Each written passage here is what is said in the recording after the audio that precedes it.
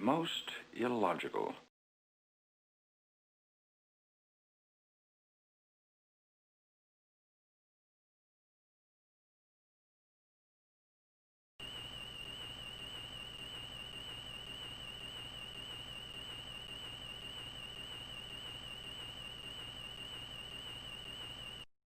Fascinating.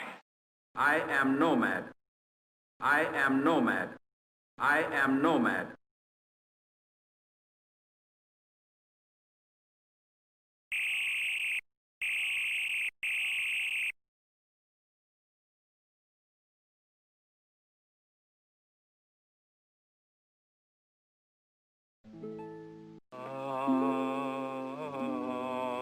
Bitter dregs.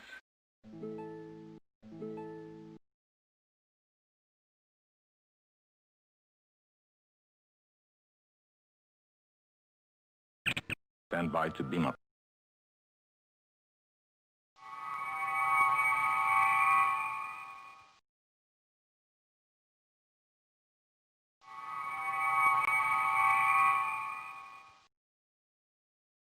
Live long and prosper. Stand by to beam up.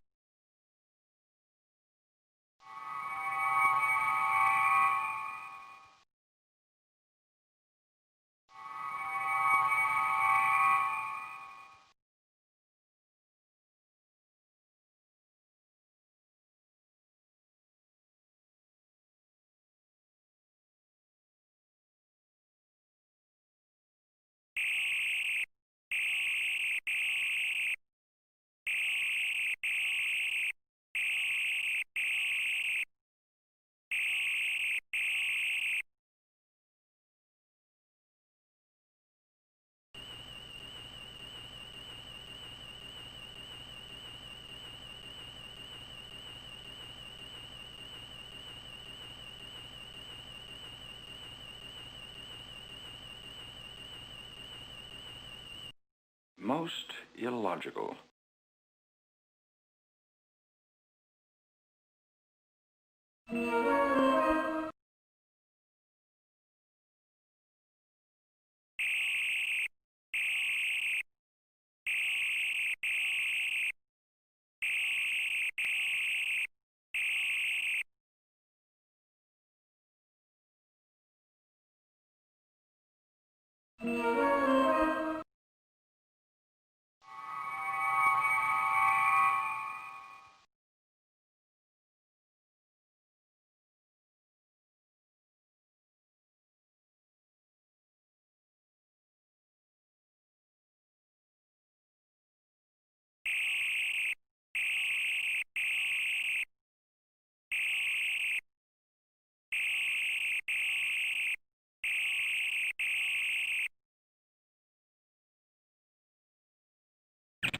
Stand by to beam up.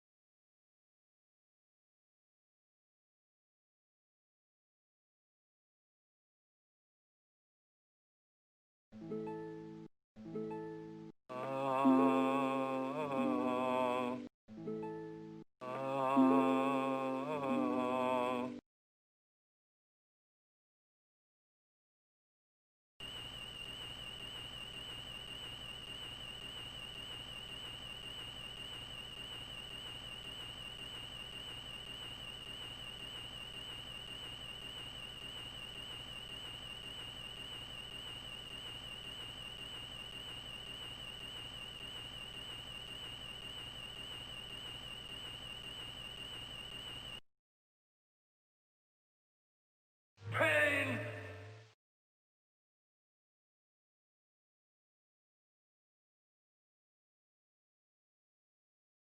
Live long and prosper.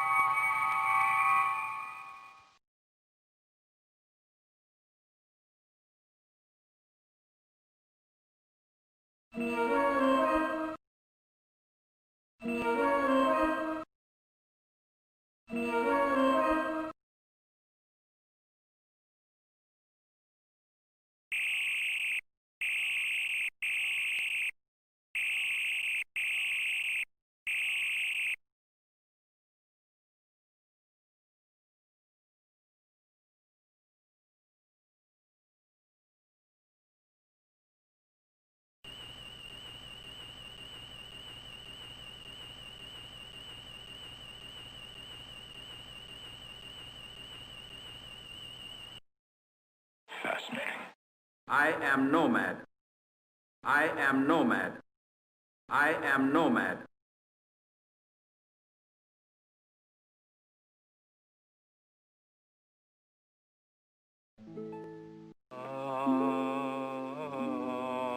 Bitter dregs.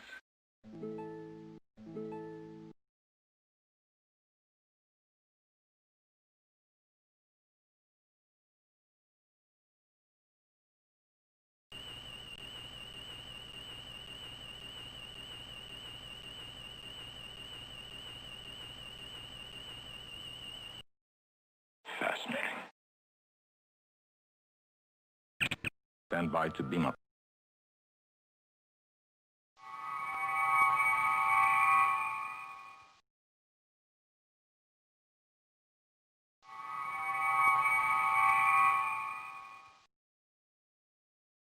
Live long and prosper.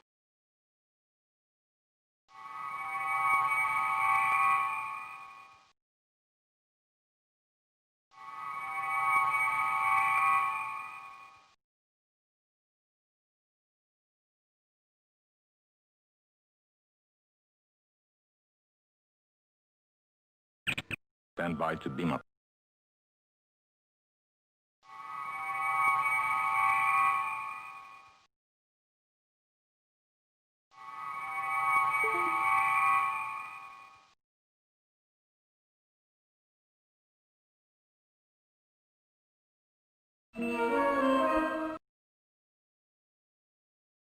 Welcome, ladies and gentlemen.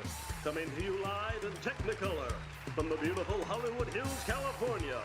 The show where the total retail price of their advice is $0. This is Timelines Talks.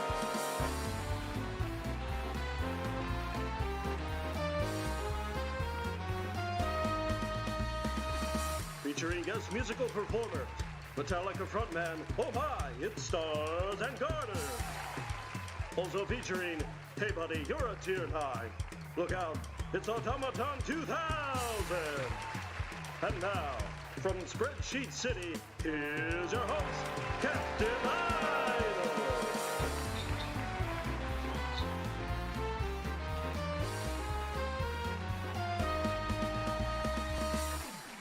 Yes, welcome ladies and gentlemen to another fantastic edition of Timelines Talks. And my goodness, the screen has gone strange. What has happened here?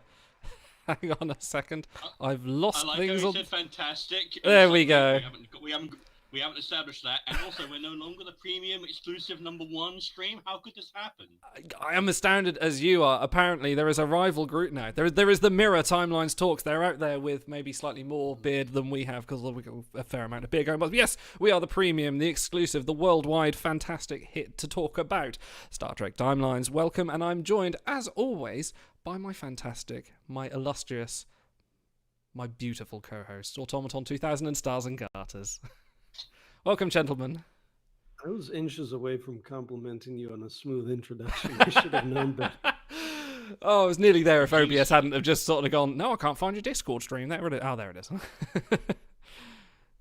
Yes, We're well... gonna have to go back and make sure we didn't spill the beans somehow on Discord and broadcasted it live. That was a very good test stream. Right, we'll start again. I'll play it. No. Yes, so welcome. We have started the official beginning of Spocktober. It is here. Jubilations, everybody. Put on your pointed ears and let's get celebrating the only way we know how, which is logically and sensibly. No. We're going to be talking about the first week of this mega, including exciting new mega crew EV Suit Spock and a few of the crew that we have along the way, as long as a few other things that might have happened this week. First of all, and this is going to be the main point of topic for this mega, and bearing in mind we have addressed concerns with megas before for the amount of faction events they have, but I want to sort of say, what is this event order? Bearing in mind, we've spoken before about we need, great, we've got this huge pool of crew that we can throw into an event, but we need the factions. And we said that last time. It's like, okay, there's only one faction. That's not really worth it. They've doubled down. They've given us half a faction. I don't know if this is like a threat to say, stop complaining, otherwise we'll take your toys away. Most illogical, Captain. So, yeah, this event order is not great. It doesn't make a ton of sense for a mega event. I can only think that they heard feedback and they were like, well, we already have Spocktober ready. It's already, all the seating's done. We already have everything lined up. We can't suddenly just change everything in this case of next time. I hope that's what it is. Otherwise, it's a case of... The next event will just be 4 faction events. Just to make up for it. Save your boosts now. a quad faction where you have to run 16 shuttles at once. Oh my word. Yes, well that was the unusual thing about the last event, is it was actually legacy shuttle mode. So you were running more than, I think for the kickstart you could run up to, what was it?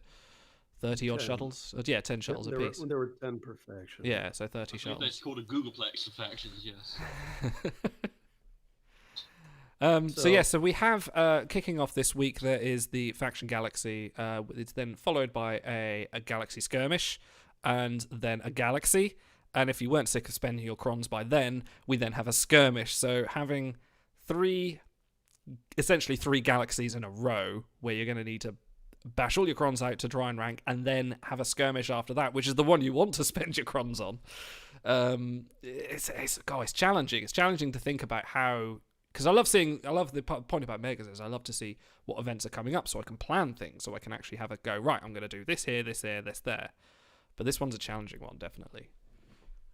So I want to be clear, this is actually shaping up to be a pretty exciting month. We've had a good campaign crew. We have what appears to be a fairly cohesive theme. EV Suit Spock doesn't look that bad. I mean, there's the crew slots. So there's a lot to be excited about, but the keynote here when we opened the announcement was, our show notes say, "What in the ever-loving blank is this?" I wasn't going to say it. And work has been kicking my butt this week. I almost phoned in and said, "Guys, I can't make it tonight." But then I thought, what's better than coming on live and complaining about things? So we do have to at least complain about the faction stuff. I know in our last interview with Ben from Wicked Realm Games, we discussed the order of events in Omega. More than one person phoned in a question / complaint about that, and he said, we hear you guys, but like you said, Stars, a lot of this is locked in ahead of time, so maybe this isn't live, but yeah, I mean, you could have a billion bonus crew, but if you only get to use them for 48 hours out of a month, like what's the point? Plus it's at the beginning, which means all the crew you collect during the month will be essentially useless. I mean, maybe someone gets a galaxy crafting or something, but I'm getting caregiver faction, caregiver mega flashbacks. Yeah, and it's like the groundswell is growing about make megas mega again, and this is sort of the antithesis of that. I mean, there's a whole process to you look at what the theme is, you look at what crew you have, you make decisions on who to level, who to thaw, and basically none of that is relevant anymore. A lot of people are, at least this month, a lot of people are saying, I'm not going to bother thawing anyone if it's just for a half an event, especially with a hybrid, a galaxy. You can score so many points in the second half compared to a faction that it's almost meaningless. This month is going to be, depending on what kind of player you are, either it's going to be extremely expensive if you want to try and rank every week, or it's going to be a textbook example of, thresholds and out, or maybe you're going to be that guy that's like, I'm going to chip in, what's the lowest amount of VP, like 75 VP, you claim your Galaxy Award, and you're out. Because so far it's a case of, like this week, for example, like Captain Solok, I don't care. So what's the point in me? I'm freezing my Vulcan crew, actually, because, it's for, I could get one more toward the collection. Well, Dignitary Sarek is right there, so what is the actual incentive for me to spend those merits when I could just not, really?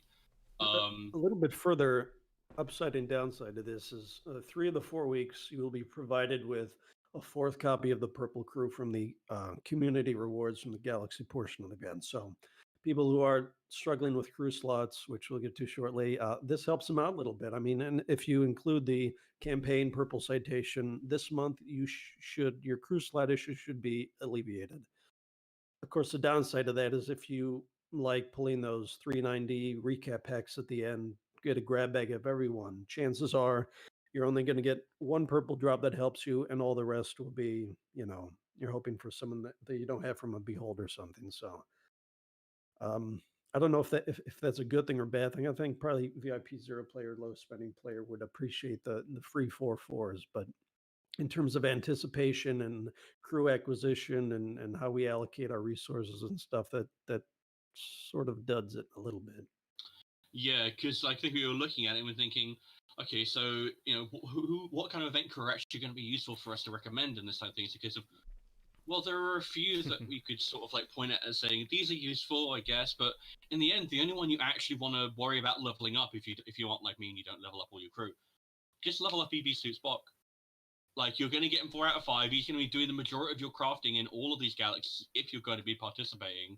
And let's be real, he's good enough that you're going to want to cite him. So you might as well end this mega with him finished, even if you don't get anything else. Like, this mega is going to be pick your battle, because unless you have like 100,000 chronotons to sink into it, this is going to be an expensive month if you try and rank every time. So if Solok doesn't float your boat, if like you aren't madly in love with that episode, just wait until next week. We might get someone that you really want, and you don't want to spend all your chronotons for him. And let's not forget, at the end of the mega, there is the flashback gold that will be part of that skirmish.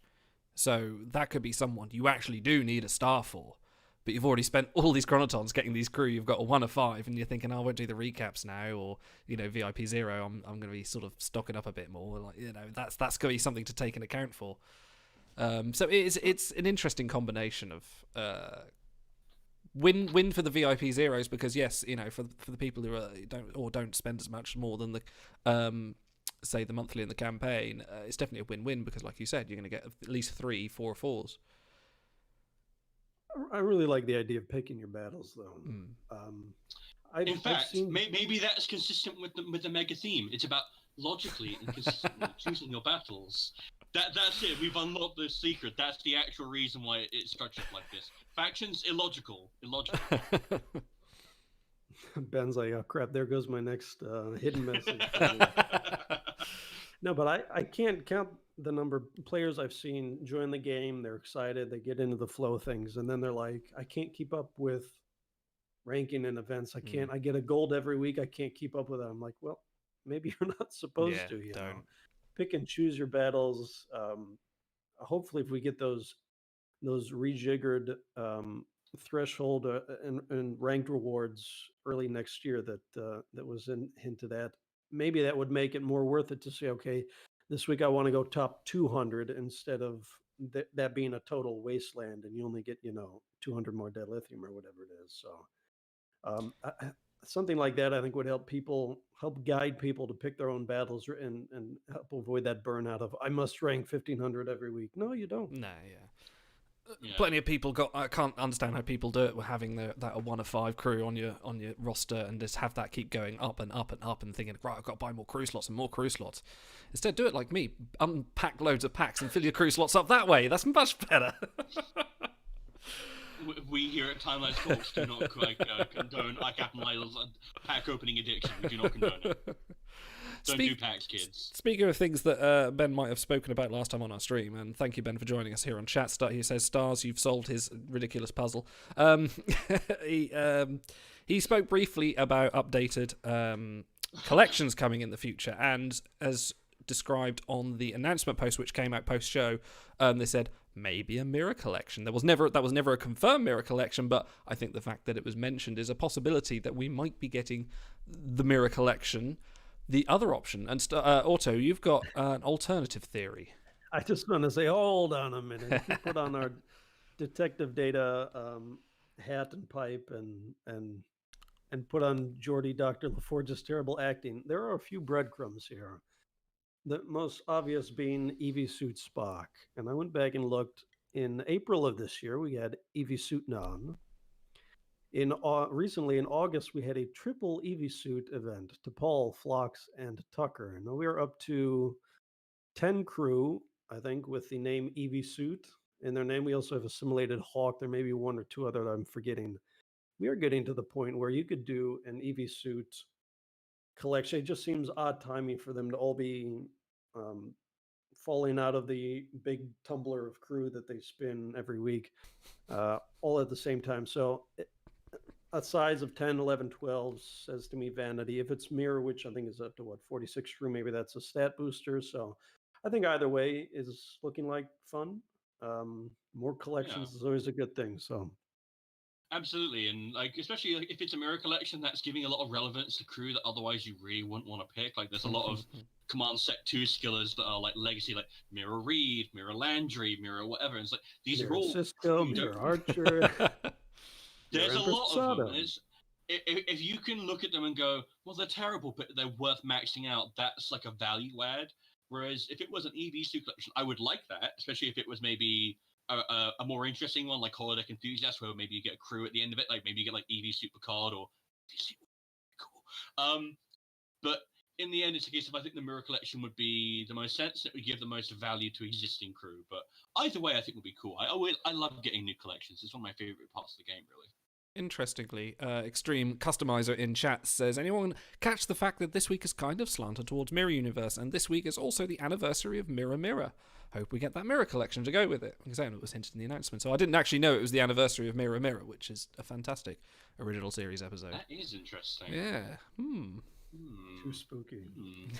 Too Spocky. By me. So yeah, we love new collections. You know, I think it's that's fun. what we need.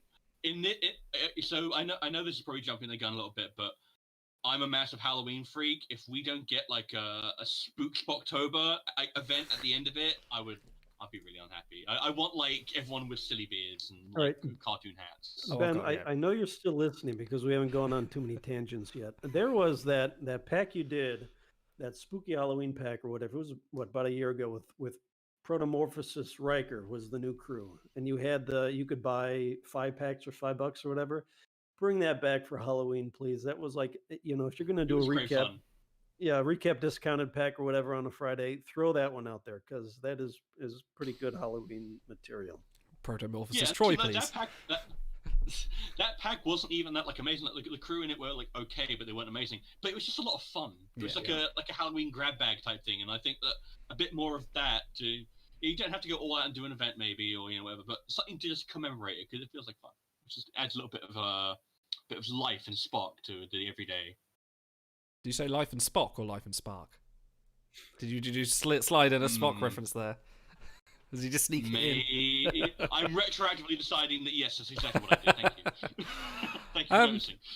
We also had this week the wonderful news that, hurrah, we had the crew slot sale, which has been quite heavily demanded on the forums, discords, and various places by players, and I think the last one was something like March. But yes, but not only do we have, because usually every crew slot sale, they give away 5 free crew slots across the board, every account. This time, extra generous. We've got 10, which is actually an unexpected bit of relief for those of us have a little bit of a squeeze. Don't mind me. Don't mind me. You might have to black out my camera for that bit. For those listening, I won't describe what Stars just did. It involves relief.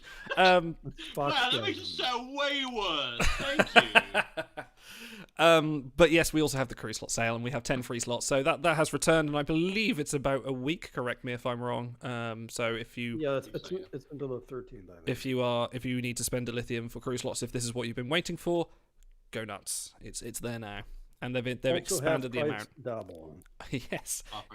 If you want to run the wheel for 7,500 dilithium, oh Christ, keep knocking my mic. Keep the wheel for 7,500 dilithium. Go nuts. You get that mirror read you always wanted for the collection coming up.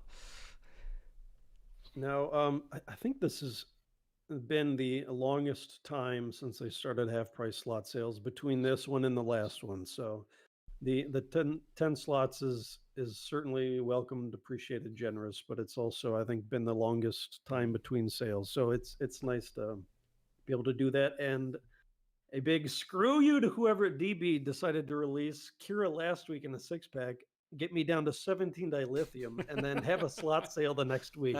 So I think I'm able to buy 5 slots, whatever. I'll live. Yeah.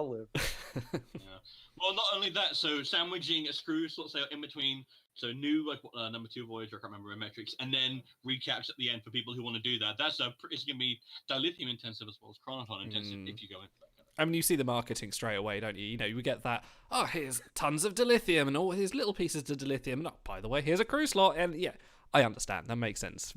Completely sense. You want people to buy slots, you offer them something to buy with. It's free to play, classic example, but that is what it is. It's true. Speaking of which, we do have a few limited time offers going on right now, which are decent. If we want to seg you into that, let's go for that. Let me turn this off. No. We'll jump ahead a little bit. Get the crew data. Who do you want to talk about first, Mr. Spock or Ms. Burnham? Crew. this is sort of adjacent to that. I want to do a short retrospective on the multiple deal UI where you can switch Yes. between them. That's something we discussed when it first came out. And I can already hear Stellar in my head saying that's just more offers for VIP Zero to flip through, and it's true. We had 4 offers live at one time this week, and they stagger them. So you have to close 2. You go to do something else. You know, I did ran a shuttle. I go to collect the shuttle, 2 more pop-ups. Then the UI bugs out, and the shuttle success screen or whatever is stuck behind the normal space UI, and it was like it's a sort of a cluster. But 2 is nice. I like the choice. I mean, maybe if we didn't have this multiple selector, we wouldn't have had First Officer Burnham offered this week, which is a nice crew to get. So there's upside, yes, but having to click close. Star says he got a gold, and it popped up the double your crew offer as well. So that's a 5th close. So it's getting a little bit too much at some points, even though the choice is nice to have. Remember how I Yes, started this show and I was like, brilliant, jubilations, hurrah, it's Spocktober, lots to be said. We've moaned about faction defense, we've moaned about... No, I joke. There is some good news. We're getting the belly aching out of the way. Well, not only are we getting the belly ache in the way, but the fact of the matter is we're nitpicking and whining because we love the game, and we're a case of these are the minutiae and the details that we care about. The fact of the matter is we aren't over here crashing all the new crew, although we could very easily be doing that. We'll get to it. Coming weeks. Yeah, we'll get around to that bit. But so far, like I'm optimistic for this event. Like it's a little bit, like you said, the structuring thing. But I am excited for Spocktober. It's gonna be a fun month. I think giving them a good recurring helps after the last couple of offerings, which have been not bad but not great. You want to talk about LTOs? Should we start with Mountaineer Spock? Tier 4's very own, another Spock variant, very similar to our... Oh, is he very similar to our own? Not too far off our own EV Suit Spock. This being Psi Command Engineering instead of the other. Brains fried. I can't think what stats anyone has anymore. It's like no. This is what Otto was talking about earlier. We've got too many Spocks, and they're all kind of smushing together in a big science mound of some sort of deformed Spock on the transporter pad of Janice Rand's console. If everybody is a Spock, then nobody is a Spock. Yes. This is true. So you know what? You know how they pop up, iconic crew? This is a reasonably iconic crew if you enjoy Star Trek V, because Go Climb a Rock is pretty iconic all the time. When's that cut coming along? But Mountaineer Spock, I think, debuted among like 2 or 3 other Spocks, or at least very close to him. And I've always been kind of on him, but honestly, the stats are there for an actually really good daily use crew. He was a big superstar during that pilot mega event. I think that's where he debuted. And you know what? It's just fun. Like Final Frontier is not the best movie, but it is at least fun. Are we going to get knocked out on Bulkhead, Scotty, as well? Oh, that was a sad moment. I had to look up this. I'm going to throw it in chat. And I'll put it in the description afterwards. Why is Shatner climbing the mountain? It's like it is almost on equal with the Picard song. You have to. And anyway, that's one reason why Mountaineer Spock is absolutely fantastic. Back when the Big Book used hyperlinks, I think Mountaineer Spock's note had 2 or 3 references in it. Like you say, it's an iconic crew. It's a fun crew. I mean, you watching him do the 180 and Superman his way down with his fist, in front of him to go save Kirk. He is pretty similar to the new EV Suit Spock. They're both side primary. They both have a little bit of Eng. They're both very close in voyage power. So if you have a few stars on him, he's fine to star up still. He gets plenty of events. This month is proving that. He's useful in several ways. And then again, if you're getting this 4 or 5 EV Suit Spock, you're more or less getting Mountaineer Spock too. So if you have other bigger fish to fry, that's understandable. But he's good all around. Still, the numbers are good enough. The events are there, et cetera, et cetera. Yeah, no, he's a solid all-around performer. He comes with that +1 Vulcan attached. So if you need an excuse, go climb a rock. No, if you need an excuse, take this offer. Yeah. That being said, I think we can more heartily recommend the other crew on offer. Indeed. I'll just segue into First Officer Burnham, Tier 1, the highest praise that one can give a crew. A Burnham variant, which again is useful this week, and one of the top 5 Voyagers. She's been pegged down a bit lately. She's great. She's still relevant. I mean, recently we had Timekeeper Tanavik, who very much imitated a good likeness of her in his stats, but she's still up there. But it all depends if you're getting that first star or you're getting that last star, I do suppose, because if you've got a 4 or 5 Tanavik, what are you getting out of a 1 or 5 Burnham? This was my 5th star for her, so I kind of had to go, yeah, I'll take, because that will now put her on Voyagers. Hey, Idol. Hello. You're Tier 1, dude. You're too. Aww, Maybe plus. It's always love seeing seeing love blossom across great distances like this. It's wonderful. Your checks in the mail. I can't remember if it was maybe was it if it was a no name namer or like a DC pilot, but someone in our Discord server, didn't they not have Burnham and then take this offer and insta cite them to 5 out of 5? I'm pretty sure. Yeah. Guess what? That's a move that makes sense. Yeah, someone took the offer, they bought the DYC, they spent 3 sites, and now they have one of the best crew in the game. So, but what makes her, guys? Can you elaborate? Because this comes up fairly often with people that talk about Burnham. Some people go, "Well, is she tier? Why is she tier 1?" Because this is as good time as any to talk about what makes that qualification between tier 2 and tier 1. Yeah, so we don't actually get to talk about tier 1 crew too often, do we? So with tier 1, like Auto said rather, they have to be one of the best crew in the game, and by pretty much all metrics apart from a few, First Officer Burnham does satisfy that. So you get your number 2 command base, which is, obviously it's the number 2 one, but if you have any kind of event, which Burnham tends to dominate with because of Discovery events, you're going to be set. You're going to be using her over Pari Keiko on all those faction events, which hopefully will be popping up for her. It's also a case of she used to be like number 2, I believe, right behind Gary 7. And that's now dropped down to number 5. But the fact of the matter is, she's been around for 3 years. Quite a while now, yeah. 2017, wasn't she? Yeah. So the numbers are in 1,107 days. She's dropped 2 base ranks and 4 voyage ranks. If you've been playing 1,107 days, you've probably been able to save up a few sites. And if you use them on her, she's aged better than anyone else that you have, period. So, as the ranks drop, the descent speeds up. There's power creep in the game. More crew will be added above her. We've seen that most recently with Kira. But to date, she has been... I'm struggling to think of a better payoff to citations, because Gauntlet crew age well. They don't get added very often, but adding stars doesn't really help them in the Gauntlet. So, yeah, in terms of base voyage power, I think in the history of the game, she's probably aged the best. Yeah, so she gets that trifecta of base, voyage, event, and she also has...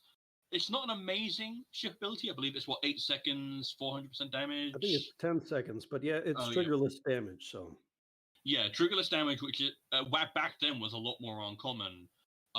It's a bit more common now, but the fact of the matter is, there are few cards which are an all-round complete package like this card is.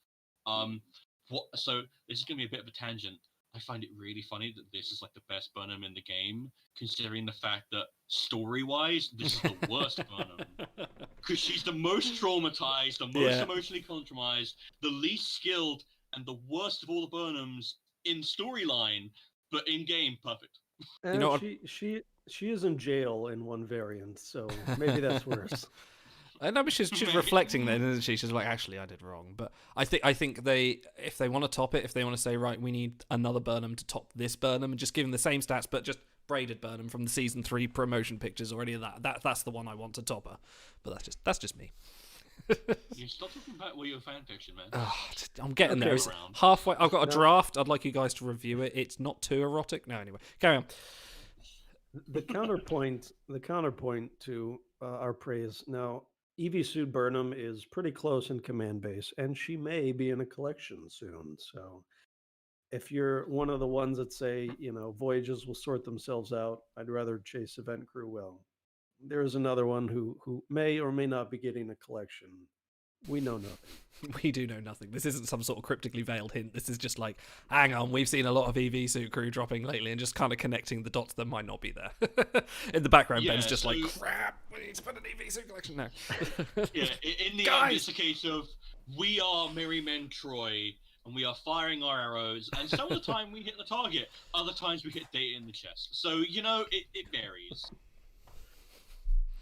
Shall we get to the meat of this week? Well, hold on. Okay, I'm going to hold. There's one more non-event note that I wanted to touch on, and that is the new update coming. Ah, yes. It's actually hidden away at the bottom of the slot sale announcement. If you had that in your mailbox, or you can go to the Starfleet Communications forum. But it says that the latest client is now available, and the event hub, which was teased on our last interview with the WRG Ben, will be coming after a forced upgrade. So if you want to see the event hub in action, along with some very unlucky pack pulls, you can go back to the YouTube VOD video on demand of our last chat with Ben, and you can see some event hub action there. So it'll be coming soon. I'll probably start flipping through the last 8 events and see who was ranking where, and see a few names like Temporal Agent and No Name Namer that we've talked about recently. I didn't actually check who won the previous event, and I'm so sorry for that, because we gave a shout out to the other guys that we know, but I think in the future I'd like to say, congratulations to so and so, but I did not, and that is so bad of me. I'm a terrible person. I'm gonna hang up my hosting boots. We will, and we can look through it. And Per the airlock, Captain Idle. All right, we're downgrading you to tier 2. I was doing so well. I've been power creeped by myself. All right, Idle. Now that was the real tier 1. Let us talk about the Spock of all trades, EV Suit Spock, legendary crew, the mega recurring crew that you'll be getting through the next 4 weeks if you can rank 25,000 VP each event, I think it is. Very good. Voyage rank 74 after a little bit of a miscommunication on the forums where I think the original proficiencies were slightly lower than they should have been. Shan did an update, and for those that missed it, or if you're running your own sheets and your own sort of statistics, go and put in the new proficiencies, because he's now a much better Voyager. I think he was 118. He is now Voyage rank 74, which is a little bit of a relief for us who were panicking the first, going, oh, is he worth it? Actually, he might be. Yeah. I was going to ask, are you sure you got the updated stats? Because I don't know if anyone saw the original release, but he had Grebned log-esque proficiencies for security. Was low. It was not a great prospect. It was a case of, well, he's a Spock, so... and then they came out to me and said, oh, okay, no, he's all right. Yeah, thank God for that. I think there was a lot of sort of hype, and I was sort of trying to, I was talking people down, just saying, well, people hype up a new mega crew, and there's a Spock, there's a little bit more anticipation for him being good, but he'll be all right. And then the stats came out, went, he's good, look, he's good, take him. Okay, yeah, Ben says in chat, we just hot fixed it, so it Wonderful. should be fixed on live. So if you did the race to first to max... Wait, is that even available? You can't. Yeah. So if you do the race first to max, then he will be as he should be. Be in Dabo? No, they don't. I don't think they put Mega Crew in the Dabo. Did they not? Do they not? What is if this? If you have EV Suit Spock first to max, let us know. Yeah, big. No one can see it right now. No one can see it right now. I will not accept any Photoshop screenshots. But if you do have him first to max, then let us know. Yeah, it'd be interesting because often for those that don't know, sometimes before an event crew, the gold will be in the Darbo. The day before, or at least the day of the announcement, and people can grab it and then first to max it with a little bit more time to spare, because not many people have it. So that's probably why you'll see people going for first to max and go, oh, what, he's been done already? It's like, yeah, he was done days ago. So yeah, actually, that being said, the Mega Crew, I'm not actually sure if they were ever done before Mega. So I know that for the many got a Mega Crew first to max. I think more than one. Well, she's but specifically, she got humanoid figure, And I think she did him on the day. So unless he's never, I think the mega crew do only turn up on the day, and then they're added to the Darbo later. Not sure. I'll have to confirm. That brings a whole new meaning to what we do in the shadows. No, nothing. No. Else. Okay. Someone in chat will get in, and I'll feel validated. I've watched the series. I haven't watched the film, but only because I love Matt Berry. Fair enough. So EV Suit Spock. That psi rank looked bad. It looks like 19, and that always like kind of. It looks whenever it's in double digits, you always go maybe not so good. Fact of the matter is, we've been getting so many psi bases recently. I think like I would be curious to know the metrics, but I would be surprised if no less than maybe half of the event crew have been like psi primary over this last year. It feels like it's been way overrepresented. In the end, that actually translates out to I think the number 2 Spock psi base, just behind Science Officer Spock in the campaign. No, I think he's 1, right? I think is. Are we talking voyage stats? No, I'm talking about psi rank. Oh, psi rank, yeah. No, I'm pretty sure. Yeah, because Science Officer Spock, you do not want to underestimate the size of his sock. What is going on? Oh, Can we, you're on fire tonight. Can we tape over the last 5 minutes of VHS, please? I'm sure there's a gas leak in here. I'm sure it's fine. That's fantastic. And he's also, yeah, exactly. And also, I think the number 1 for the that voyage trip. Actually, I don't know why it says number 2 on there. So I went and looked up while you were making terrible puns. EV Suit Spock's science base, with all bonuses, is within about 30 points of the number 2. So, okay, maybe he's 1% less on shuttles than Dr. Ann Mulhall if you really, got to fuse her up instead. But it's fine. It's not Picard in number 1. He's going to get premium seating because he's tops. But for anything else, he's just about as good. And really, you want to pair it with not a cheeky Merlot. You want to pair it with Spock event. No. You were right. If you want to sit and do the faction event with a lovely glass of red, that's fantastic. We should do wine pairings for the event. That'd be great. This faction is most. Just start crashing beers against your head. This skirmish is accompanied by a lovely Chenin Blanc. Carry on. The most important part of this card was already brought up in chat. Why am I scrolling? Why are you scrolling? Yeah. Okay, there we go. Damn, the art here is brilliant. Yes, the art is. He looks like he's in a 23rd century porta potty or something, right? He's sort of squatting, but it's self-contained in the helmet. I don't think you want the helmet fully attached to the rest of the suit. Anyway, it's fantastic art. You get a little bit of the reflection in the screen. I think the shot of him catapulting from the front of the Enterprise into the eye of it's pretty iconic. Yeah, I love it. Yeah, I've explained my love of the motion picture on here before, but yeah, Yeah, it must be a bit of a special moment for you, really, because he's probably one of the best crew from that now we have in the game. Yeah, I'd say so, actually. Hold on. Pajamas Chekhov is right up there with the best of them. Chekhov's. What was it that Walter Koenig said that the motion picture was? Was it oh no, he said about Wrath of Khan that it was Chekhov screams again because he screams in both of the first 2. Yeah. Yeah, so we've made this joke so many times. There are get some crew, which is like, okay, maybe get some crew if you want them, maybe don't. And then there are iconic crew, and this is an iconic crew. So yeah, the art, the moment in time, which is what Timelines is all about, is fantastic. Now, if we jump back to more dry stats, voyages, okay, so he's what, rank 73, 74 on voyages. 74, yeah. But we went back and looked for science and engineering on voyages, if that's what you're looking to help for. There are a few names, Survivalist Kirk and Protomorphosis Barclay, who were giveaways or campaign crews back in the day. And they're about 100 points lower. So they're fine. The difference is not big. But if you want to upgrade with a crew who you're already getting free 4 or 5 anyway, we looked at the science and engineering names, specifically Sci-Eng names above him in voyage power. You have Lucan, Terrible Dad, Great Voyager, who is not in the portal yet. He should make the next update. That You should be have a trait, Red really. Angel. Neglectful father. You have Red Angel, who is fantastic, but you don't necessarily want to cite a crew who's popping out copies from the gauntlet. Underneath her, you have Caretaker, same situation. You have Emery Erickson, who his pack just disappeared about 5 hours ago from the portal, so you may not see him again for another 18 months. And then Spock. So you have basically 4 names who you can't get right now or don't want to cite right now, and then Spock.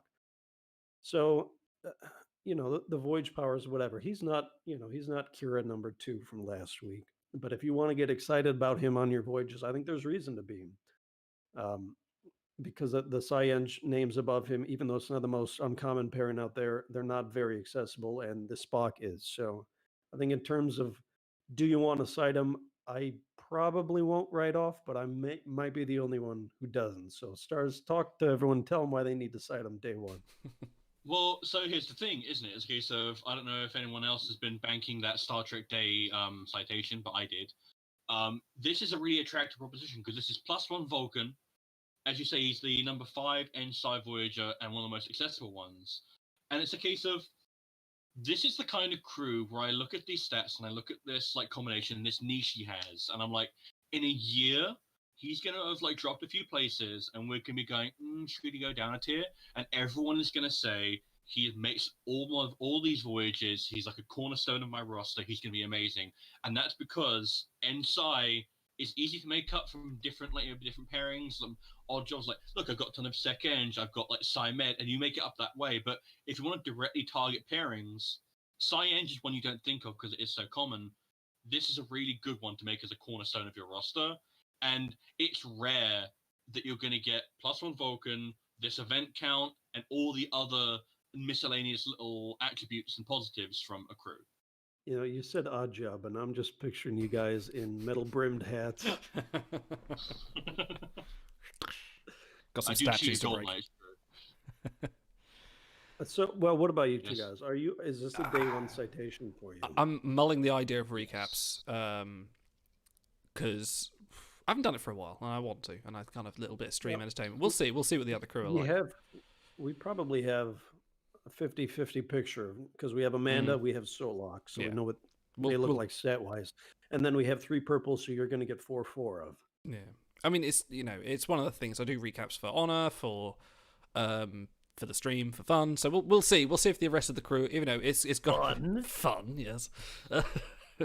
We'll see what it comes to. If some of the 390s might tempt me to spend more dilithium down there, but I might bank on recaps for that. But if they don't, then he might actually be a site candidate for me. Yeah, no, you could do a lot worse than citing a Spock up to 5 out of 5. There are a few easier investments, maybe a Burnham, for example. But the fact of the matter is, oh god, I do say that all the time, don't I?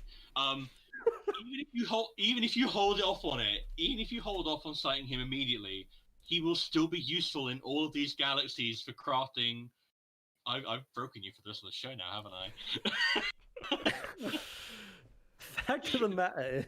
We have to do the hair flip when there we go. There we go. Okay, I think we've waxed. Completely throw my train of, we've waxed lyrical about Spock vaping Vija on Plenty Enough. He's good. Paul Need says in chat, I thought Idle Chart showed he was number 1 for Sci-Eng Sec. That was for that individual skill order only, not just general arrangement of the skills, but I think he's still beaten by Lucon, who has 4,000 plus voyage score. Okay, let's talk about... Shall we skip on? You had a nice little segue. Let's talk about the other 5-star that's going to be available for the rank 1,500 reward to Captain Solok, the second variant of that character no one actually saw coming, but however, ties in, he's a Vulcan. He is Psi Command Sec, so another Vulcan with Psi, which I think, as we say, is a common trend for anyone with pointy ears, is going to have some sort of background in exoarchaeology or something, I don't know. Yes, Captain Solok, who is a writer, which is not one I've seen often outside of Jake Sisko. That's an interesting trait, choice. Yeah, so I was looking at that and I was like, why is he a writer? What has he written? And I was like, he wrote the holodeck program so that he could show up Cisco in baseball. That's the justification. I was like, you know what? Someone did actually watch the episode, so kudos. Card sucks. Sorry? Card sucks. Card's not good. I like the art. They get across his dismissive look. Like, it's a very cool bit of art. But this is not the most inspiring card to start the Mega off on as a reward, because this what's that word we love in the big book? Milk toast. Yeah. Like this is a milk toast card. Like this, Voyage rank 134, Psi rank number 7, as if you haven't had enough top 10 bases this year.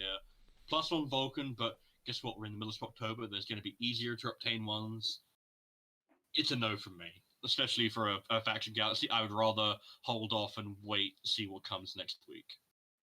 I was just looking him up in a spreadsheet, shocker, because I haven't had time really to look at him closely, and I noticed the skill set is the order is not the same skill set, same as First Officer Burnham. I was going to say if you want that skill set, just go by her and cite her up instead. But unfortunately, or fortunately, if you're Stellar Ice, the deal has passed. So that's 2 fewer pop-ups. You'll have to get your side command needs from Solok's loving embrace instead. But I wouldn't recommend it for. Yeah, a lot of these crew, their power level is like it's good day one, which is nice to have. We talked about this before. If you love a crew, if you are a Solok fanatic, if you just can't get enough of Solok and you want a crew who you can actually use day one if you cite them up, the stats are fine for that. But history tells us that it won't be kind to a crew who has a fairly accessible skill set. The voyage power is not great. The base power is there, but for what events? 11. And a lot of that is the double Vulcan megas. Yeah. So yes, which actually leads on to something I find substantially more interesting, which is, so one of the things about Spocktober is this is. I'll try not to take that personally. So you can take it as personally as you like, honey. This is our first dedicated trait mega repeat. We've had disco repeats, but that's not an official thing that's actually tacked onto the crew. This is your second Vulcan mega. I thought there were 2 Klingon ones, but I was mistaken. So that opens a lot of doors. That being said, I don't know if it opens doors for Solok, because I don't know if we're looking at triple Vulcan mega. Like, that's not impossible, but I would think we might be able to see like a Ferengi or a Bajoran or whatever. But this does open up the opportunity for maybe another Klingon mega, maybe another Andorian, maybe another Romulan. Like, suddenly that become, because we've had this trait, this sort of trendo little thing of, oh, it's going to be show megas and it's going to be trait megas. It's like, no, we're going to go back to racial megas, which we had like 3 or 4 of in a row way back when I first started the game. And it's sort of a case of you can't really judge where they're going to go with mega themes until it's a case of, it's announced, now we know. Because I don't think anyone had second. We were thinking telepath or diplomat. We weren't thinking outright just Vulcan. To quote somebody, we like to keep you on your toes. Now, here's a question for you. Should he be included in the Niners collection? I mean, he's not wearing the baseball gear, but he is in that episode. I think if they didn't already have Logician, is that how you pronounce it? He's in there. Logician Solok. Yeah. If they didn't already have him in there, then sure, because he was sort of pivotal in that episode. But I think since you already have him in uniform, that's fine. Yeah. I think that would be the thing that makes that collection, maybe. But then, I think that's about as full as you can get. There are still a few outstanding people from that collection, isn't you? Haven't got Niners. Well, we haven't got O'Brien. We haven't got Bashir. We haven't got. We could get Worf in that really fetching green jersey he had. That was really nice. Just to piggyback on your trait thing. Just personally, I'd like to see greater variety. I mean, you could have a writer event where, if you only have 20 bonus crew, maybe you're using that Solok then, even at 1.5, and that would be fantastic to get some use out of a niche card. We were thinking telepath, so maybe that Fury Kess that you cited up for arena use, even with poor bases, would get onto your shuttles. So there's a lot of, and I know they have done some niche things. Temporal Agent event was fantastic. They could do more niche things, but on the other hand, I like that another Vulcan means, okay, anything's on the table. We've had big trait pools recently. Now we're getting Vulcans, a comeback of Vulcans. So, I mean, provided they give us more than a half faction worth of usage, it would be nice to be able to use all of these niche crew. And the easiest path to that so far has been traits. When are we going to get that hero mega so I can use my 3051001, which I have now got that third star for? Oh, I actually would honestly love a hero mega, because there are some really fun cards in hero. I think we've got like there's KLS and Tuxedo Nog. Like, I love a good mega where if you can line up all the crew, like their art, it just looks good. This like, is there's the something really aesthetically appealing to that. This is the thing I liked about the Enterprise mega. It gave me, even though again that was faction deficient, you could get out all those cards that you have stored away in the freezer or have one of 5 and actually get some use out of them. That's what we kind of like, and similar with this, you know. Speaking of event art, I think they knocked it out of the park with this one. You have EV Suit Spock, iconic front and center, but between his mom and dad, which in the Journey to Babel episode, which those other 2 characters are from, that's basically, you know, I'm not going to try to recap that episode because you got to go see it if you haven't. And then you have Burnham there, so it's all in the family. Yeah, I actually really love that. I popped open the time portal just to have a look, and it was a case of Dignitary Sarek, Awaiting Amanda, obviously EV Suit Spock, and then Prospect Burnham. And it's a case of there's just something very nice and neat about that. Like, it's I imagine this probably can be about as thematically linked and tight as the Enterprise mega, which is good. I like it when megas are like that. Excuse me. Where's Cybok? Sorry, who? The Cybok, you know. Sorry, who? Mountaineer Spock's half brother. I don't know him. No, I think he's creating a second V somewhere. He's at the heart of Shakari with a giant cumulonimbus god surrounding him, and he's like floating off into oblivion or something. As much as that film gets laid, I still do love. What does God need with a starship? Well, hold on now. Your pain, share it with me. The fourth event in Spocktober is called Shakari, Well, and it is a skirmish event. So, as other people have postulated, maybe we will find out what God actually needs with a starship. Okay, but can I say, if I know that they don't do it because they always use the existing models that are in game for like ships, even though it makes no sense.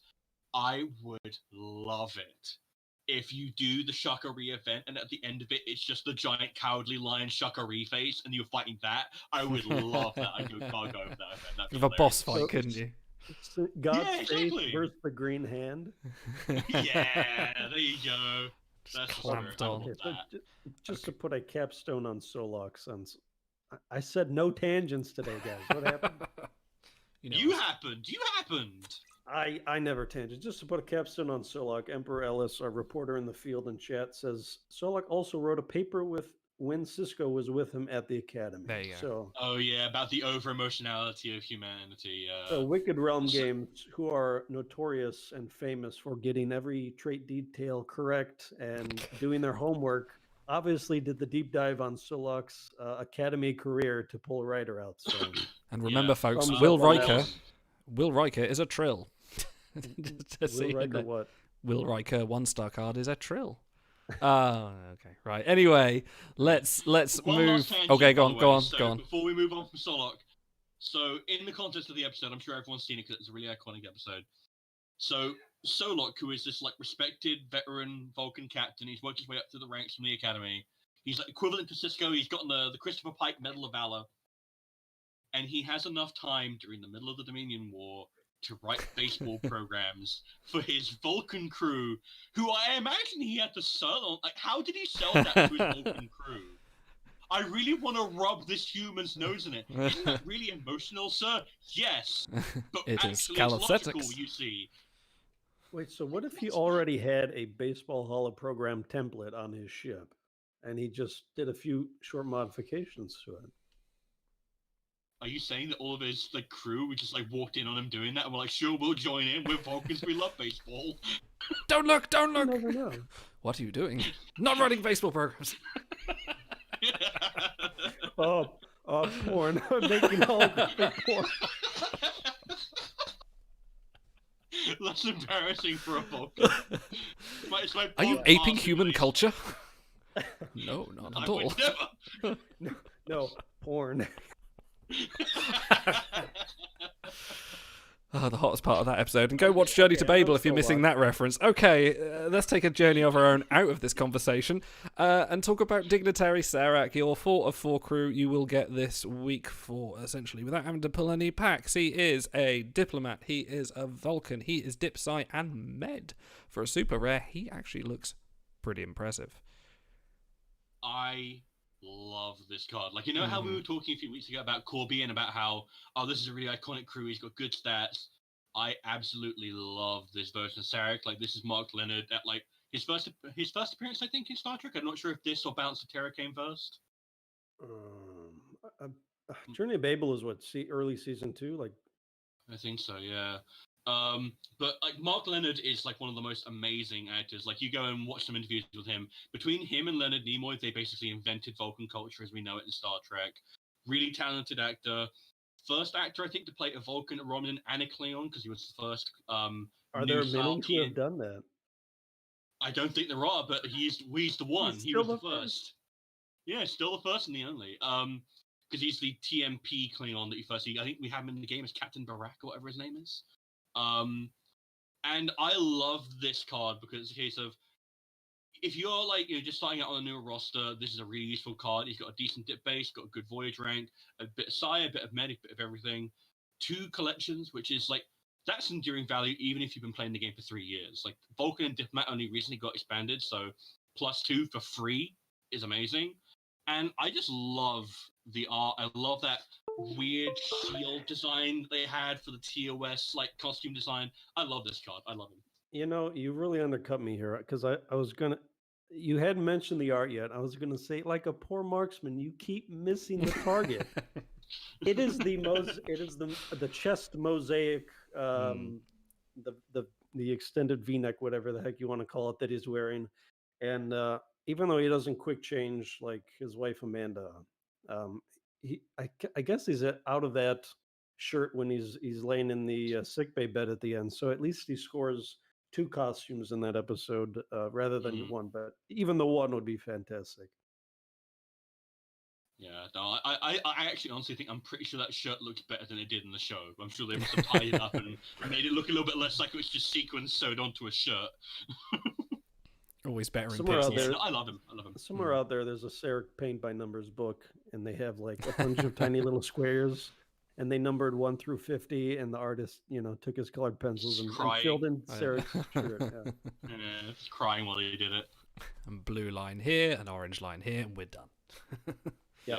Romulan in season 1. So he played He played Commander Keras first, and then Sarek in season 2.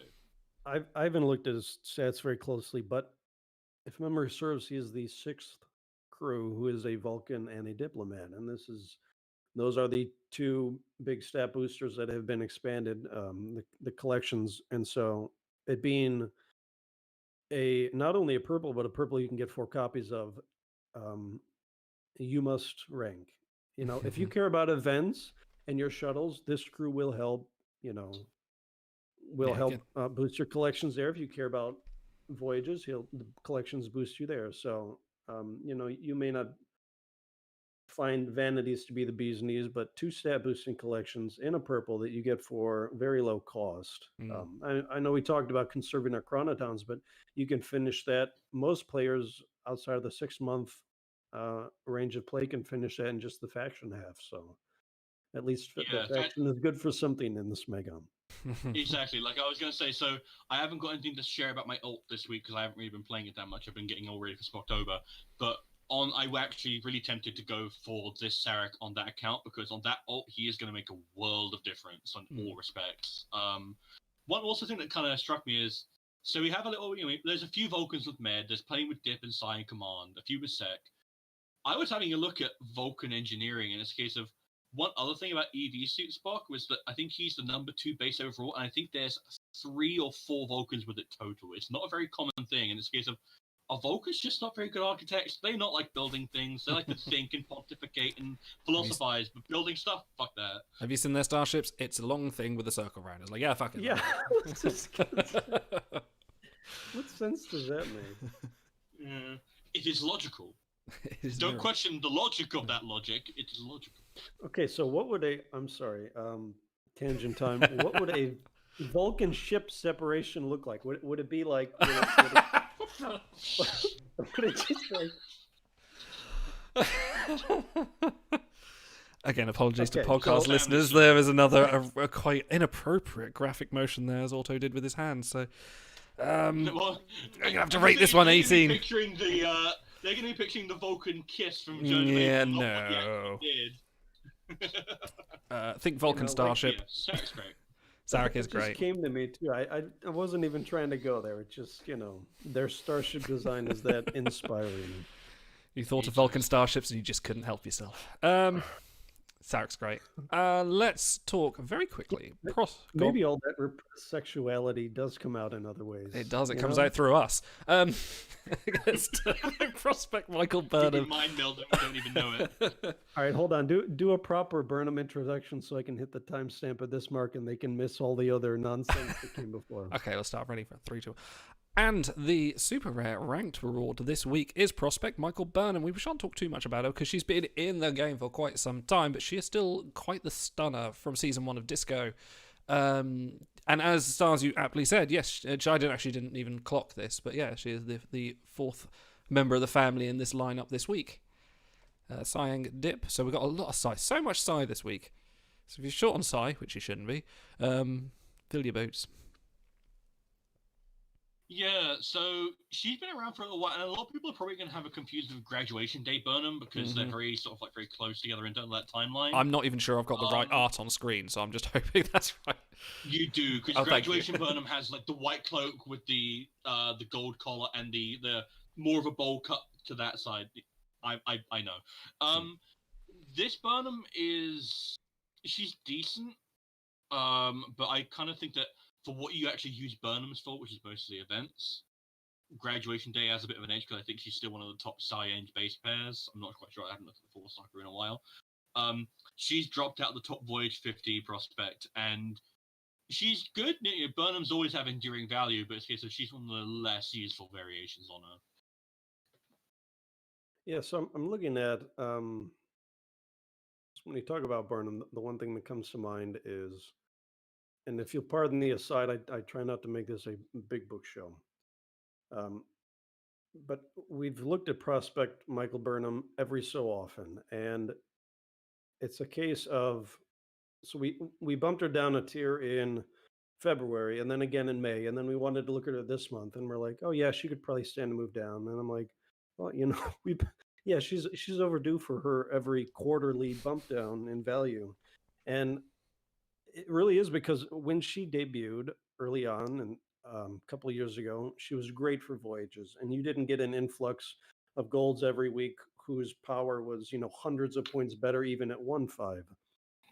So she sort of lost a little bit of that edge. It's been a year since the last Discovery Mega, so they are a little bit MIA. Maybe we'll get more, maybe we don't. But her traits are poor. Astrophysicist has already occurred as a Mega, so she's kind of down to xenoanthropology. Like, you want to burn a Mega? Yeah, is that ever going to trigger? Okay, I don't think so. We've talked about this before, but so there's been Spocktober. We were talking about Picard, if you remember. Picard. It is a gorge, sir. It is a gorge. What about Burnham November? Oh no. No. I can workshop this. I can see it. At this point, she's sort of a glorified event crew, which CBS loves Burnham, so it's not like she's a bad event crew. It's just that might be all you're using her for, if you can't fuse her up very early on in your timeline's journey. Absolutely. Okay. Let's move on. I believe, and I'm going to check my notes first before I do the big reveal, but yes, this week we have a very, very stunning member of the Tuesday Pack, the Tuesday Pack crew. What most people, when they open their game up and look at the pack, would have gone, what the bleep? We have EM/3/green, super rare monstrosity of a being from the original series. Another engineering Sec crew. What I haven't like I'm doing my original series rewatch. I'm on season 3. I am absolutely doing the animated series next. What the fuck is that? It's a toss-up. It looks like one. Okay, so this crew, for my money, is the best avatar in the game. Right now, I'm using Vagrant Braxton because he has a very get off my lawn vibe, which I agree with. But if you happen to be in my age bracket or slightly younger, and you're a fan of millennial humor, Yes. his arena ability is called "I'm Not Afraid, Just Very Tired," and I'm like, same, you know. It's a mood. It's a mood. Well, I'm just gonna put that image you sent me earlier up.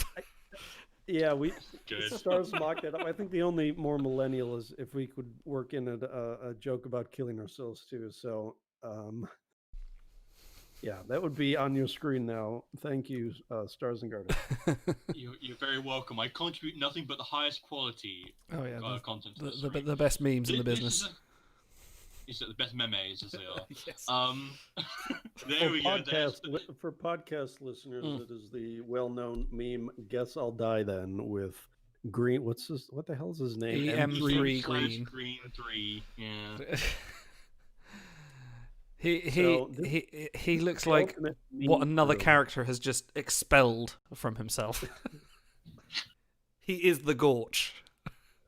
He is, yes, family Papa Gorge. And I feel so bad for him that he's debuted the same times as a slot sale because he deserves more people pulling his packs and wearing his avatar proudly. Like, how can you not? That's a face everyone can love, not just his mom. I now that you've said that, I'm waiting to be in the middle of an event and I look at a squad and I'm like, oh, I wonder what they're doing, and then it's just a line of this guy's face. I really want that. That's what I want to see in the game. I want to see on someone's bridge crew. I want to see EM3, and Desperate Riker.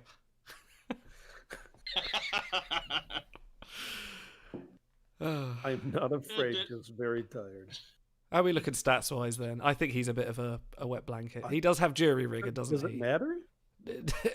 Go. He is jury rigger. Yeah, he is jury rigger. So there you go. If you want to justify the pack 4A, at least he's got a collection. I'm disappointed he's not a 5-star. I thought this would be because they tend to put all the crew you want, the iconic crew. They're all 4 stars. The Burnhams, the Worfs. Groom Worf is an infamous super rare crew you can get quite easily. But they put the one-offs, the unique crew, the JG Palmers as 5 stars. I would have easily thought this should have been a 5-star. But well, in fact, in chat, WRG Ben says he is so happy that we got this. I'm happy we've got something different. I had no idea you were such a TAS fan. Yeah. I feel like White. It's that kind of crew. Yeah, I feel like White Rabbit may have come from the bowels of Ben's mind as well. The strange and unusual. Well, this is what happens when you have fans and nerds working on your game. You get the actual fun stuff in. I appreciate. Yeah. I mean, as someone who's never seen TAS, I now feel like my life has been wasted for not knowing who M3 Green is. Well, now you can get your pack, and maybe next week we can do a recap. No, we won't. Well, plain Sybil Garrick on chat just says that's great episode Primo voice acting. If I remember rightly from my for trivia, that most of the voice acting was actually done by Scotty's actor, whose name I forget now. Please, someone say. Thank you, James Doohan. I know, sorry. It was actually a lot of the ancillary voices with James Doohan. Yeah, Jimmy Doohan was a monster. I don't know if I don't think they even credited so much of his, he was Trelane's dad, which, by the way, there's a nice dive. Was he? I only found out so many background roles, so many computer roles, and then in TAS, he went wild. He did every crew basically. He voiced so many things that you wouldn't even recognize because he does a pretty good. He does a good job removing the Scottishman out of his. Well, that's the thing, isn't it? So I don't know if I'm going to rock anyone's mind or if this is just the most basic level of entry level Star Trek trivia. But James Doohan, probably the famous most Scotsman in the entirety of fiction, was actually Canadian.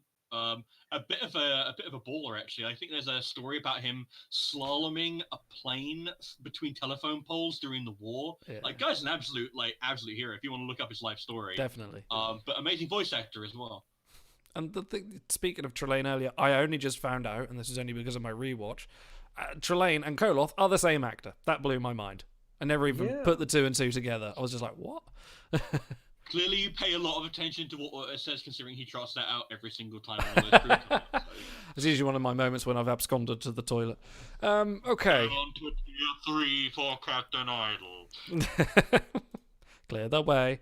I actually think that's our crew for this week. No? Well, yes, it is a crew for a week, but before we descend into of course, we've missed the main whatever feature. we do at the end, I wanted to quickly discuss, in the vein of offers. You can't segue out of everything. Whatever. We had a few months ago, 2 months ago, we had this influx of birthday packs and birthday beholds and all manner of. We even asked Ben. We said, what are we doing here? Is this market research? Are we just throwing whatever against the wall and see what sticks? And it stuck with me. It stuck. I think it stuck with you guys. It stuck with a lot of people who got defensive flocks to help them out in Gauntlet for relatively cheap. So yeah, I think. I mean, maybe they need time to iron out the kinks or whatever. Find some setup that they're happy with. But I'd love to see more because. I think most everybody has their favorite characters, actors. Speaking of Jimmy Doohan and the lives he saved, if you haven't seen that, it's somewhere up on YouTube. He tells the story of I think it was a young lady who was depressed and came to a convention, and she was talking about ending her life, and he said, "No, you're not going to do that. All right, here's the next convention stop I'm going to be at. I want to see you there too." And she went and followed him to that convention. He said, "Hi," they chatted for a bit. And he said, "I want to see you at the next convention." She made all these conventions. They became fast friends. And she wrote him a letter saying, "Thank you for saving my life."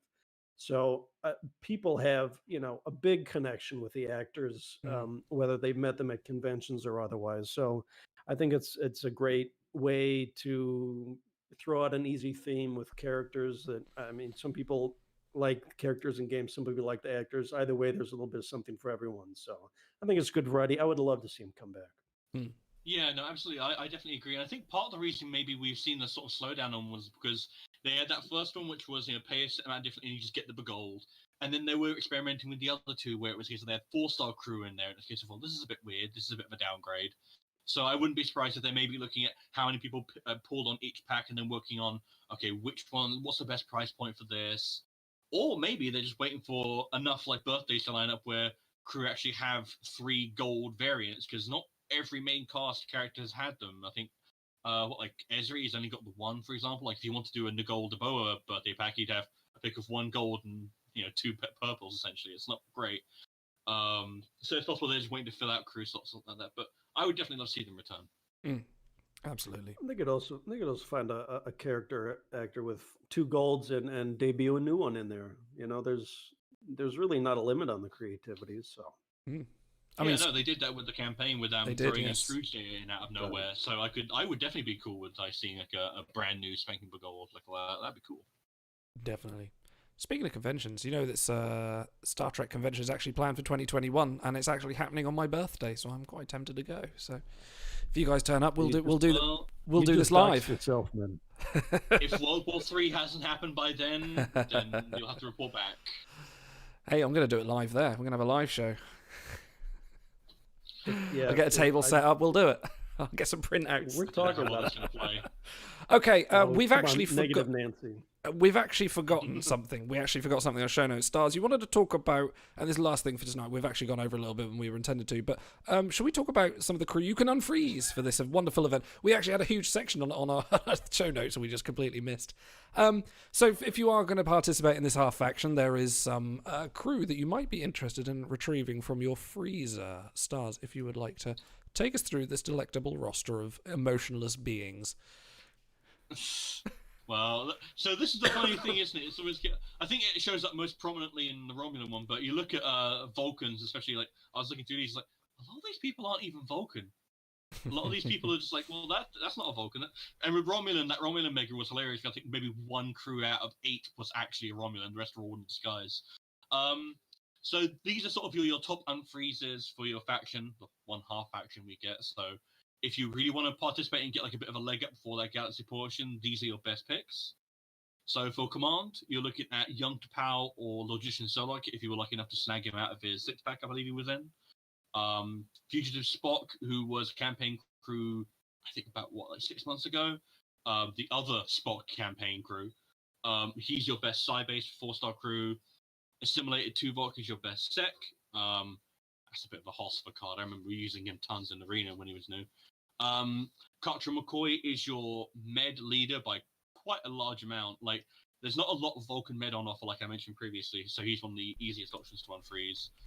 And here's the thing. I was talking about engineers and how there are very, very few amongst the Vulcans.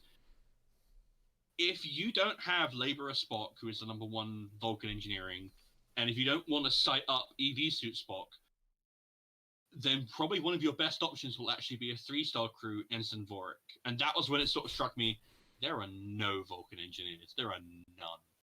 And it's a case of, I'm not sure if that's by design or if it's just a case of, it just doesn't work out that way. Because I was also curious, like, are there more Klingon engineers than there are Vulcans? And yes, there are, thanks primarily to Torres. So, fun, weird, obscure facts coming to you directly from us. I suppose you could have Blood Feud Vorik if they were going to bring an engineer Vulcan in. I could see, Insect group. Excuse me.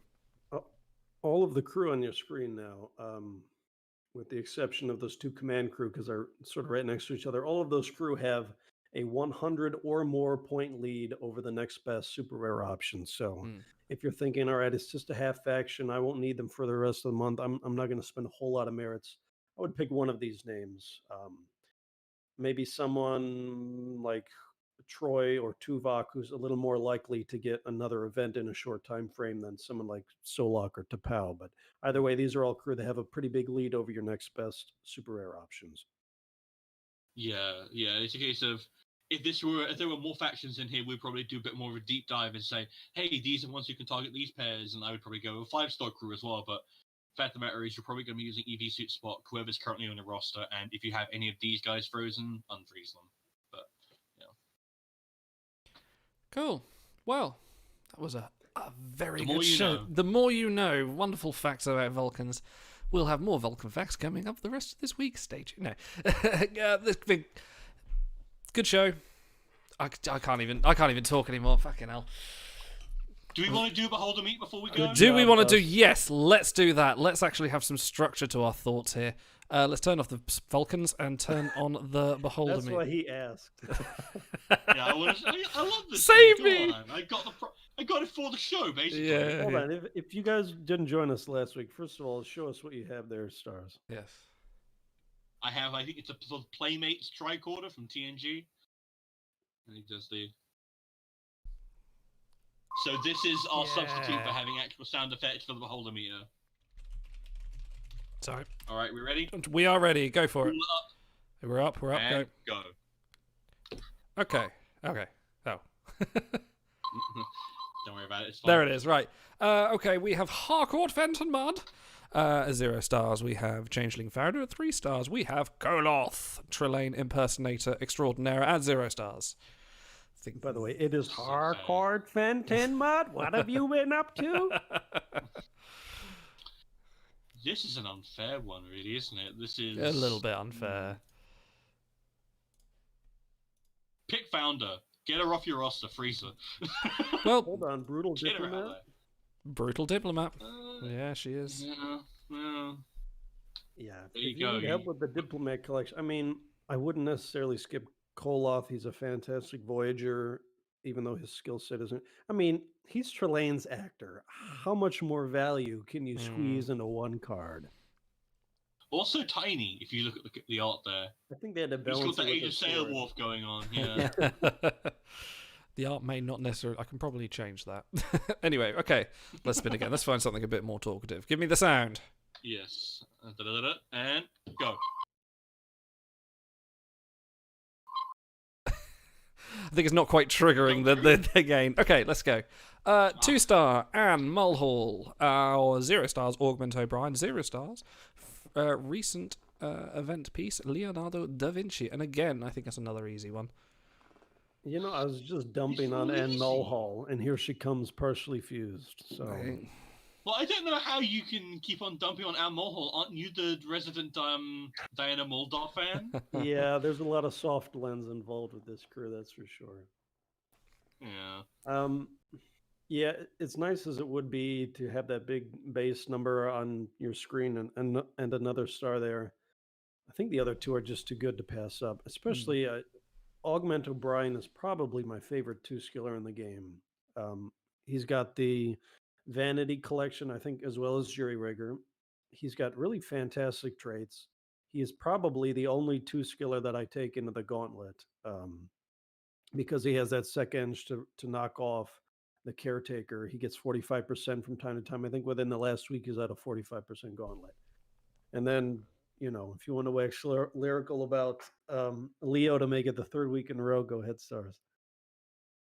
I have nothing to say other than it's General Pushkin, man. Living Daylight is the best Bond movie. or in Sliders, right? Yeah. I never saw. I mean, if you want to go for that, yeah. Come sure. on, we're trying to get Skycap back. Welcome to Sliders Timelines Talks. This week we're going to be discussing Jack Quaid's character. I can't wait for that mobile game. Oh yeah. Matt Rose in chat is talking briefly about the 1-skiller McCoy, and apparently he's saying that he has a slightly more effective med in the event than 4-star Catcher McCoy. 1641 versus 1580, and I think the 1580s come from 2. His base skill times 2. Is that right? Just thought that was interesting to discuss since we were just talking about Catra. Yeah, so med is funny because okay, every new diplomacy purple that comes out is 900 plus base. And they've really jacked up the base on diplomacy crew, but med is really suppressed. Like 780 is like a good base for med crew. It's weird how much lower the scores are. So yeah, if you were playing for the Bones McCoy giveaway and maybe you still don't have him fused, at 5.5 he will absolutely put in work. I mean, he puts a lot of purple med crew to shame on shuttles, even with a bonus. He's like, all right, sit down, guys. I'm the higher rarity crew. You know, so even without a bonus, he can still knock off a lot of these 4/4s. Yeah, and it's also worth noting that in this event, there will probably be more than one med seat because you have a waiting commander who's got her med secondary, Dignitary Sarek has med, Seeking Spock is one of the other Spock variants who has med. There'll probably be at least 1 or 2 med seats, so I would still advise on freezing both. But it's just a case of if you are so strapped for clue slots that you know, even after these 10 free ones you got, then by all means keep Captain 4 in the freezer. All right, that's both of you guys who have said clue slots on this episode. So I think we're gonna do like a Blue's Clues thing. Yeah. Okay, let's spin it again. One more let's see time. if I can get the actual audio to pick it up this Go on. time. Right close to the yeah. mic. And there we go. Is it going? Is it going? I think it's going. There we go. I'm gonna have to get that soundboard I keep talking about. Right. Okay. Seriously, man. Interesting. 0 stars on Vice Admiral Jane Wynn. She's appeared in this far too often. I'm gonna have to tweak that a little bit. 2 stars on Crouching Archer Humbled Man, and 0 stars on Frederick Larouk. Totally not Ducat. Please carry on. So this one's actually a bit of a one. By the way, Humbled Archer Crouching Man, is that like the sequel to Crouching Tiger Hidden Dragon? That I kind of faltered halfway through there and couldn't think of the last thing. Crouching Archer Humbled Porthos. There we go. Does anyone know how tall Scott Bakula is? No, we could. I didn't. No, not off the top of my head. Right. I know we know a lot of facts, but Okay, he's 1.83 meters. He's 1.83 meters. Are we gonna start doing like comparisons of like what people are in the game by what their art is? Are we gonna start doing Okay, that? so he's exactly 6 feet. I thought he was a little taller. Because Mark Alimo is I'm quite tall, I'm isn't going he? somewhere with this, but it's nowhere relevant. I watched Inner Mirror Darkly, the 2-parter recently. And at one point, he's running around the ship shirtless, naturally. You know, he's shirtless in this art too. And he was pretty muscular for a guy his age. And I thought, I thought Bakula was a little bit taller. It's hard to get a muscular frame on a guy that tall. Anyway, that's my So well known for staring at men's abdomen. that's my train of thought. We're in the third hour or whatever of the show, so this You've is been what going for 95 minutes. yeah, but there was a pre-stream and everything. Yeah. So Curtis S. Mayfield says, Janeway, I'm actually gonna divert from my usual of always recommending that Janeway because I have a fully fused and I have nothing but nice things to say about her. She was a hero in this previous Janeway event. I'm actually gonna say fuse up Archer. Yeah, she It's was a rare hero. you're gonna hear me. Yeah. Stars and I are actually we were in the same squad for this one, and he shared the Janeway, and she was good. I think I used her in command side, but she still did very well. I'm waiting for the Stars and Garters rant about Frederick Leroy in the wrong pose because that ophidian ain't his, and we know he's sort of a scoundrel. Maybe he's a thief too from his time at the poker table. But why is he not sitting down? Why can't we have?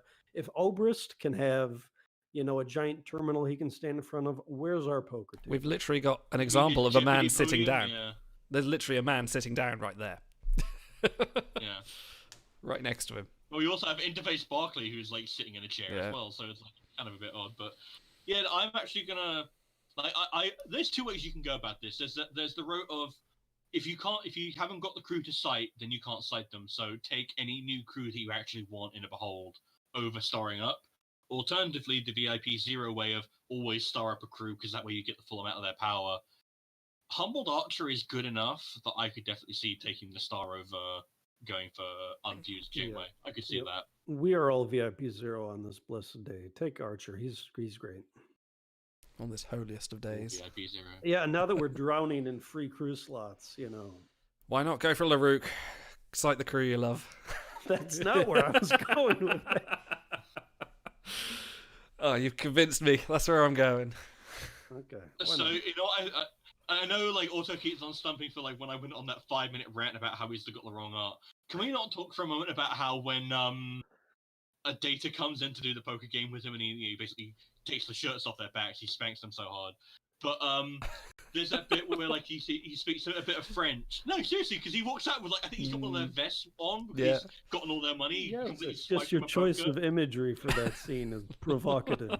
There's nothing more erotic than Frederick LaRogue. It's the fact that when Is that an ophidian in your pants? Or are you happy to see? Oh. All right. Calm down. It's that when I can't remember who says the French line first, but it's like Frederick LaRoque, where he gets his famed linguist trait from. He says, "Oh, you speak a Francais," and he goes like a really bit of bad French, and then Brent Spiner has his while he does a bit of French right back. And, like, that's all I can think of when I think of Frederick LaRoque. Brilliant. And on that note, Can we end this misery? we're going to end this now. I think it's time we went our merry ways. For the people that are listening on the podcast and you want to catch us live, this is something new I'm going to do. I'm actually should have done this at the start of the show. I'm going to do it now. But if you're listening to the podcast and you want to catch the YouTube, you want to catch us on stream, we're on stream on youtube.com/timelinestalks. We're on at 8:30 in the evening BST, British Standard Time, and at 15:30 Eastern Standard Time. Don't ask me to get any more time zones. I hate time zones. We should all be on Swatch time. If you want to check out all the other episodes, they're on the YouTube channel as well. If you are watching us on YouTube and want to catch us live, please come pop along. And if you can't, the replays will be on shortly after. But from myself, from Automaton, from Stars and Garters,